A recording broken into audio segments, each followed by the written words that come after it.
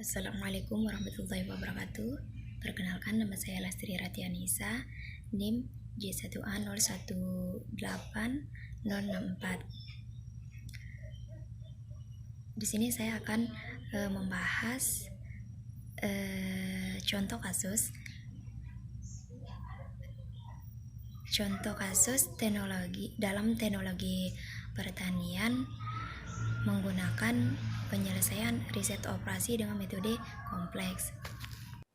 Baiklah, sebelum saya membahas contoh kasus, terlebih dahulu saya akan menjelaskan sedikit tentang riset operasi. Secara harfiah, operation atau operasi adalah tindakan-tindakan yang diterapkan pada beberapa masalah atau hipotesis. Sedangkan riset adalah suatu proses yang terorganisasi dalam mencari kebenaran akan masalah atau hipotesis. Sedangkan dalam definisi lain, riset operasi adalah penerapan metode-metode ilmiah terhadap masalah-masalah yang rumit yang muncul dalam pengerahan dan pengolahan dari suatu sistem besar manusia, mesin, bahan, dan uang dalam industri, bisnis, pemerintahan, dan pertahanan. Tujuan pendekatan membentuk model ilmiah dari sistem menggabungkan ukuran faktor-faktor kesempatan dan resiko untuk meramalkan dan membandingkan hasil-hasil dari beberapa keputusan strategi atau pengawasan dengan tujuan untuk membantu mengambil keputusan, menentukan kebijakan dan tindakan secara ilmiah. Selanjutnya, contoh kasus. Seorang produsen memiliki dua macam bahan, yaitu bahan 1 sebanyak 8 ton dan bahan 2 sebanyak 5 ton, berkeinginan untuk memproduksi dua macam produk A dan B.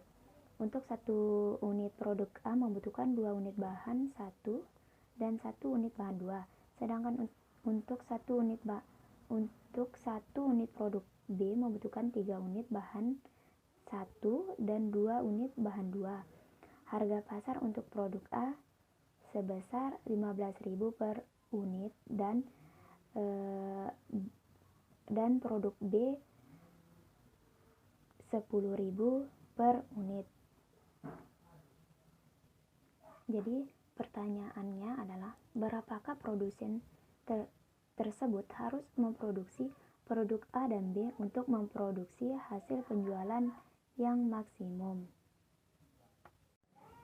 Selanjutnya, untuk penyelesaian dapat dilihat pada tabel optimasi. Langkah pertama, karena soalnya maksimumkan, maka pilih kolom kunci dengan nilai CJ atau ZJ yang positif paling besar. Pada tabel tersebut, kolom X1 memiliki positif terbesar, maka kolom kuncinya adalah kolom X1, di mana nilai CJ, ZJ, dan ZJ sama dengan 15.000, yaitu 15.000.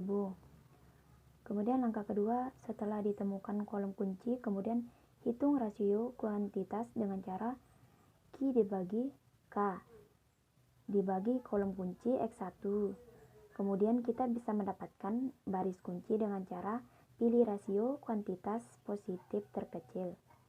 Pada tabel ini baris kuncinya adalah 4. Karena yang menjadi kolom kunci adalah kolom X1, maka variabel dasar S1 diganti X1. Dan baris kunci diperoleh dengan cara S1 tabel lama dibagi nilai kunci, yaitu pertemuan antara baris dan kolom, yaitu 2.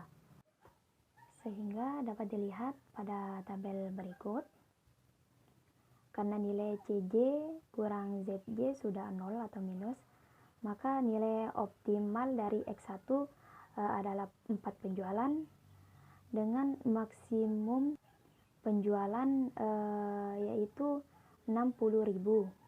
Mungkin cukup sekian yang dapat saya sampaikan dan jelaskan dari contoh kasus tersebut. Wabillahi taufiq wal hidayah. Wassalamualaikum warahmatullahi wabarakatuh.